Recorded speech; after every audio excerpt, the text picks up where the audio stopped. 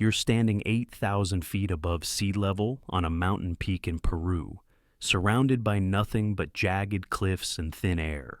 Now, imagine building an entire city up there and somehow getting fresh, clean drinking water to flow reliably every single day for hundreds of years. The Inca civilization achieved something that would challenge even our modern engineers today. While we're struggling to fix water main breaks in cities with all our advanced technology, these ancient people created a water delivery system so sophisticated that it's still working perfectly after 500 years. But here's what most people don't realize about Machu Picchu's water system. It wasn't just about moving water uphill. The Incas had to solve problems that would make a modern civil engineer's head spin. Think about it for a second. You've got a city built on a mountain ridge where one wrong step sends you tumbling thousands of feet down. The nearest reliable water source is over half a mile away and higher up the mountain. You have no wheels, no pulleys, no metal tools, and definitely no pumps. Yet somehow, you need to deliver clean drinking water to potentially 1,000 people living in stone buildings scattered across terraced mountainsides. Most of us can't even get our garden sprinklers to work properly. But the Incas created a gravity-fed water distribution system that puts our modern infrastructure to shame. They didn't just move water, they purified it, controlled its flow, and distributed it through a network so well designed that Spanish conquistadors found fountains still flowing when they arrived centuries later. The secret wasn't some lost ancient technology or alien intervention like those crazy documentaries suggest. It was pure engineering genius combined with an understanding of physics that would impress any modern hydraulic engineer. The Incas turned the mountain itself into a massive water treatment and delivery system, using nothing but stone, bronze tools, and an incredible grasp of how water behaves. But before we dive into exactly how they pulled off this engineering miracle, you need to understand just how impossible this challenge really was.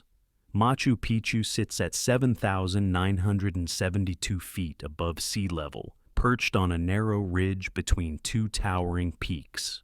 The city is essentially built on a knife's edge, with steep drops on both sides that would make your stomach lurch just looking down. The location selection itself reveals the Incas' priorities. Modern archaeologists believe the site was chosen specifically because of a natural spring located high above the city on the mountain's north slope. Think about that for a moment. They didn't build a city and then figure out the water situation. They found the water first, then engineered an entire urban center around it. That's the kind of long-term thinking that separates great civilizations from ones that collapse after a few bad seasons. This wasn't just about convenience either. In the thin air of the Andes Mountains, dehydration happens fast. At that altitude, your body loses water through breathing at nearly twice the normal rate. Add in the physical demands of daily life in a mountain city. Climbing stone steps, working terraced gardens, hauling materials up and down steep paths, and water becomes literally a matter of life and death. The Incas understood something that many modern city planners seem to forget. Water infrastructure isn't just a utility, it's the foundation that everything else depends on. Without reliable water, you can't support a population. Without a stable population, you can't maintain the complex agricultural terraces that feed everyone. Without food security, your mountain fortress becomes a death trap instead of a strategic stronghold. So, how did they do it? The answer lies in a sophisticated engineering system that combined multiple technologies into one integrated solution. But the real genius wasn't in any single component. It was in how they made everything work together as a seamless whole. The primary water source was a natural spring located over half a mile away from the main city, sitting at an elevation of 2,458 meters up the mountain. Now, finding a spring isn't the hard part. Mountains have springs. The challenge was getting that water from point A to point B across terrain that would challenge a mountain goat.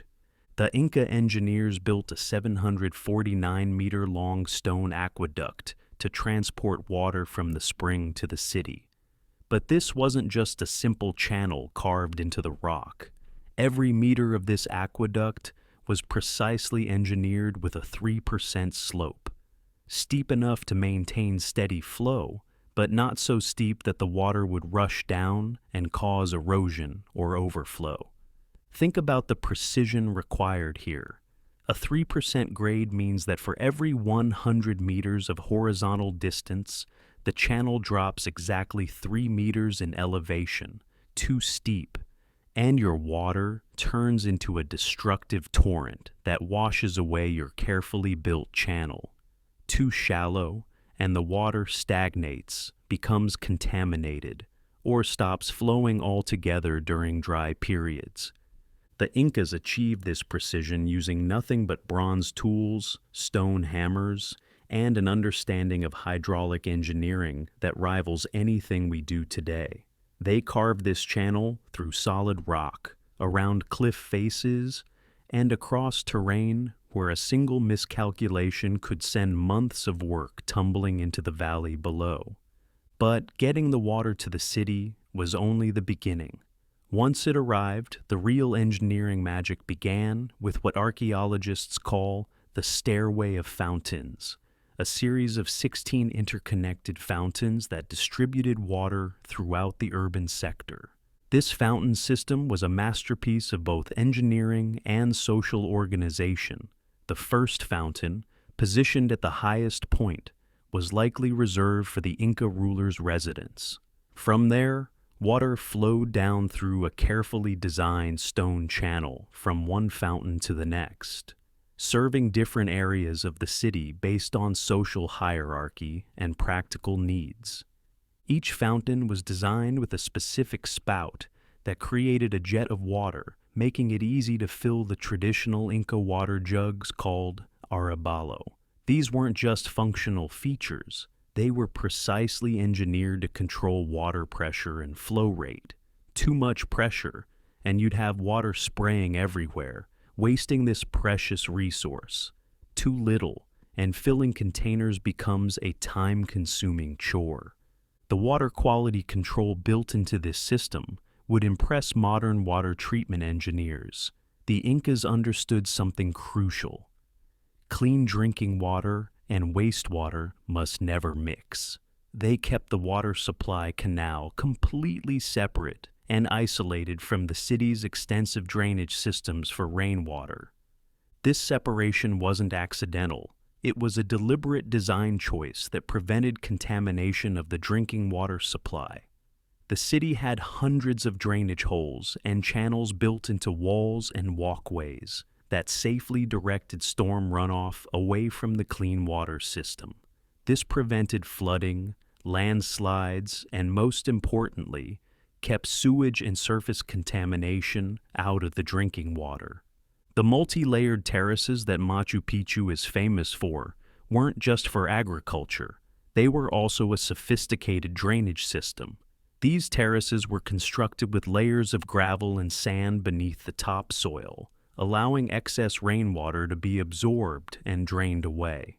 This prevented soil erosion and protected the city's foundations, but it also meant that groundwater was naturally filtered before it could potentially contaminate the water supply. Modern engineers studying the site have found that this integrated water management system was designed to handle both normal daily use and extreme weather events. During the rainy season, the drainage systems could handle massive amounts of water without overwhelming the drinking water infrastructure. During dry periods, the steady flow from the spring continued to supply the fountains. But here's where the Inca engineering really shows its sophistication. They didn't just build a system that worked, they built one that was maintainable and expandable. The stone channels could be cleaned and repaired without shutting down the entire water supply. Individual fountains could be serviced, while others continued operating. The modular design meant that if the population grew, additional fountains could be added to the system. The construction techniques used in building this water system reveal just how advanced Inca engineering really was. The stones used in the aqueduct and fountain channels were cut and fitted with the same precision as the famous walls of Machu Picchu. No mortar was used. Instead, the stones were shaped so precisely that they fit together perfectly, creating watertight seals that have lasted for centuries. This dry stone construction technique had several advantages over mortared joints. First, it was flexible. The stones could shift slightly during earthquakes without breaking the seal. Second, it was self-maintaining. The weight of the stones above kept the lower courses tightly fitted. Third, it was repairable. Individual stones could be removed and replaced without dismantling entire sections. The Incas also understood the importance of water pressure management throughout their system. The fountains were designed to maintain consistent pressure, even as water levels in the source spring fluctuated seasonally. They achieved this through careful calculation of pipe diameters, fountain heights, and flow restrictions that automatically adjusted to changing conditions. Archaeological evidence suggests that the water distribution system could supply enough clean drinking water for a population of up to 1,000 people. The estimated peak population of Machu Picchu, that's roughly 1,000 gallons per day flowing through the system, all delivered by gravity from a source over half a mile away and hundreds of feet higher up the mountain. The social organization required to build and maintain this system was as impressive as the engineering itself. Inca society was built around the concept of aini, reciprocal labor obligations, where communities worked together on projects that benefited everyone. Building the Machu Picchu water system would have required hundreds of workers coordinating their efforts over several years. Specialized craftsmen called Pichka Kamayuk were responsible for water management throughout the Inca Empire. These weren't just laborers. They were skilled engineers who understood hydraulics, geology, and construction techniques. The water system at Machu Picchu represents the work of master craftsmen who had spent decades perfecting their skills on similar projects throughout the empire. The maintenance protocols built into Inca society ensured that water systems continued functioning long after their original builders were gone. Communities had specific obligations to clean channels, repair damage, and monitor water quality. This wasn't just practical, it was considered a sacred duty since water was viewed as a gift from the gods that must be carefully stewarded.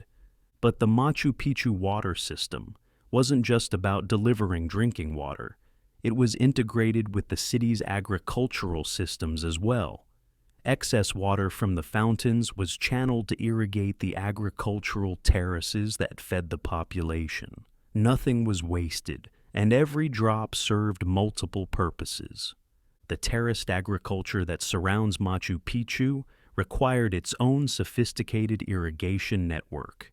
The Incas built secondary channels that diverted water from the main system to irrigate crops growing on the steep mountainside terraces. This irrigation water was carefully controlled to prevent erosion while ensuring that crops received adequate moisture. Modern agricultural engineers studying these irrigation terraces have found that they're still more efficient than many contemporary farming systems. The combination of stone retaining walls, carefully graded planting surfaces, and controlled water distribution created microclimates that could support crops at altitudes where they normally couldn't survive. The integration of urban and agricultural water systems shows the holistic thinking that characterized Inca engineering. They didn't just solve individual problems. They created comprehensive solutions that addressed multiple needs simultaneously. The same water that supplied drinking fountains also irrigated food crops, and the same drainage systems that protected buildings also prevented agricultural soil erosion. This systems thinking is something that modern engineers are just beginning to appreciate. Instead of building separate infrastructure for different purposes, the Incas created integrated networks where each component served multiple functions. It's more efficient, more resilient, and more sustainable than our typical approach of building specialized systems for each need. The construction timeline for the Machu Picchu water system probably took several years to complete. Archaeological evidence suggests that the water infrastructure was built early in the city's construction process. You need reliable water before you can support the workforce required to build everything else. The quality control standards used in building this system were incredibly high. Modern engineers examining the stonework have found tolerances that match or exceed contemporary construction standards. The channel gradients are consistent to within fractions of a degree across the entire length of the aqueduct. The fountain spouts are positioned with millimeter precision to ensure proper water flow. This level of precision required not just skilled craftsmen, but also sophisticated surveying and measurement techniques. The Incas had to accurately measure distances, elevations, and angles across difficult mountain terrain, using only bronze tools and rope. They developed their own systems of measurement and quality control that ensured consistent results across large construction projects. The durability of the Machu Picchu water system is perhaps its most impressive feature. After more than 500 years, including centuries of abandonment and neglect, the basic infrastructure is still intact and functional. Modern restoration efforts have focused mainly on clearing debris and vegetation, not rebuilding fundamental components. This longevity wasn't accidental. It was designed in from the beginning. The Incas built their water systems to last for generations, using materials and techniques that could withstand earthquakes, floods, freezing temperatures, and the gradual effects of time. They understood that water infrastructure is too important to build cheaply or temporarily. The environmental sustainability of the Inca approach offers lessons for modern water management. Their system worked with natural processes rather than fighting against them. They used gravity instead of pumps, stone instead of manufactured materials, and integrated design instead of separate systems. The result was infrastructure that required minimal energy input and produced no waste or pollution. Modern water treatment plants require enormous amounts of energy to pump, filter, and chemically treat water before distribution. The Inca system achieved similar results using only gravity and natural filtration through carefully selected stone and sand layers. Their approach was not only more sustainable, but also more reliable since it didn't depend on external energy sources or complex mechanical systems. The lessons for modern engineering from the Machu Picchu water system are profound. In an era when our infrastructure is aging and failing, the Inca example shows what's possible when you prioritize long-term thinking, integrated design, and quality construction over short-term cost savings. Today's water engineers are rediscovering many of the principles that the Incas used centuries ago. Green infrastructure projects now emphasize working with natural systems rather than replacing them. Gravity-fed distribution is being reconsidered as a more sustainable alternative to energy-intensive pumping systems. Integrated water management that combines drinking water, stormwater, and wastewater systems is becoming the new standard for sustainable development. The Incas achieved something that we're still struggling to replicate. They built water infrastructure that was efficient, sustainable, durable, and beautiful. Their fountains weren't just functional, they were architectural features that enhanced the urban environment. Their channels weren't just utilitarian, they were integrated into the landscape in ways that complemented rather than disrupted natural systems. The engineering legacy of Machu Picchu's water system extends far beyond its immediate practical achievements. It demonstrates that sophisticated infrastructure doesn't require advanced technology. It requires advanced thinking. The Incas succeeded because they understood their environment, planned for the long term, and built systems that worked with natural processes rather than against them. As we face modern challenges like climate change, aging infrastructure, and resource scarcity, the Inca approach offers a different model for how to build resilient, sustainable systems. Their success at Machu Picchu proves that it's possible to create infrastructure that serves human needs while respecting environmental limits and lasting for centuries. The next time you turn on a tap and clean water flows out, remember that you're benefiting from engineering principles that were perfected by ancient civilizations high in the Andes Mountains.